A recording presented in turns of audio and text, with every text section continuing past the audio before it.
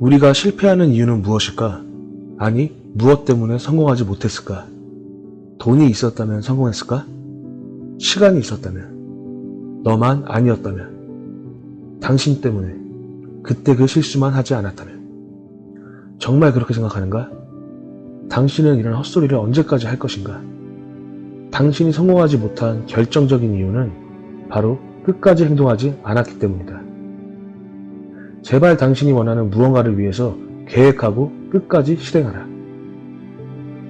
그럼 자연스레 기회라는 것이 내 앞에 있었다는 것을 알게 될 것이다. 사람들에게 당신의 목표나 하고 싶은 일들을 물어보면 그에 대한 대답은 다양하다. 세계 일주를 하고 싶어요. 유럽 여행을 다녀오고 싶어요. 원하던 차를 사고 싶어요 등 여러 가지 하고 싶었던 일들을 말한다. 대부분 3년에서 5년 전부터 계획을 세웠다고 한다. 하지만 그것을 이루었냐고 물어보면 곧 이룰 예정이라고 얘기한다. 시간이 되면 혹은 어느 정도 돈을 모으면 이렇게 애매모호한 이유와 함께 말이다. 곧이라는 단어는 아주 무섭다. 당신이 실행하지도 않은 일들을 꼭 실행할 것 같은 착각을 일으키기 때문이다. 곧이라는 단어는 나중에 할 것이다 라는 게 아니라 아직도 하지 못했다 라고 받아들여야 한다. 그렇지 않으면 당신은 3년 후에도 그렇게 얘기할 것이 분명하기 때문이다. 곧이라는 말을 없애기 위해선 행동을 버킷리스트화 시켜야 한다. 요새는 많은 사람들이 버킷리스트를 만들고 실행한다.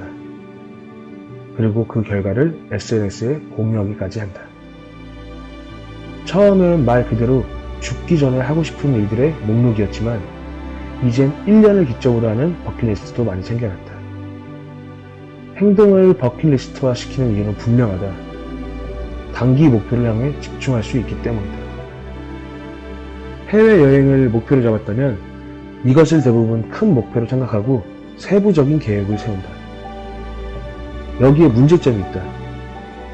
세부 계획을 세우다 보면 너무 쉽게 장애물에 부딪히게 되어 있다. 금전적인 부분을 둘째치고 여행을 위해 내야 하는 시간을 비롯해 숙식 해결과 하루하루 세부 일정에 대한 아주 간단한 일들이 장애물로 나타난다. 이 문제들은 그날 해결해도 무방한 아주 작은 일들이며 목표를 이뤄나가면서 충분히 문제를 해결해 나갈 수 있는 부분들이다.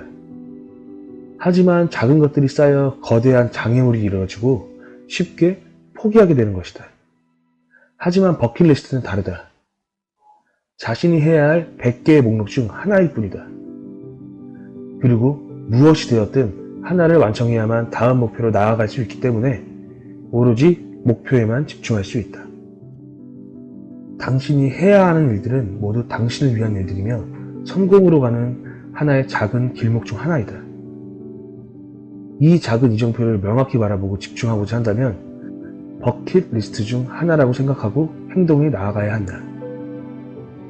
하나의 목표는 어떻게 보냐에 따라서 크게 보일 수도 작게 보일 수도 있으며 걸림돌이 될지 다른 행동으로 이어나가게 되는 기회가 될지는 아무도 모른다. 목표의 크기에 집중하지 마라. 그저 목표에만 집중하고 어떻게 그것을 이룰지만 보면 된다. 애써 장애물을 만들지 마라. 애써 포기하는 핑계도 만들지 마라.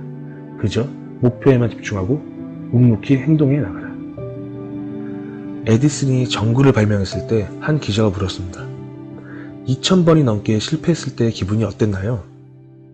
에디슨이 말했습니다. 실패라니요. 난 한 번도 실패한 적이 없습니다. 단지 2000번의 단계를 거쳐 전구를 발명했을 뿐입니다. 목표의 크기는 남이 아닌 당신이 정하는 것이다.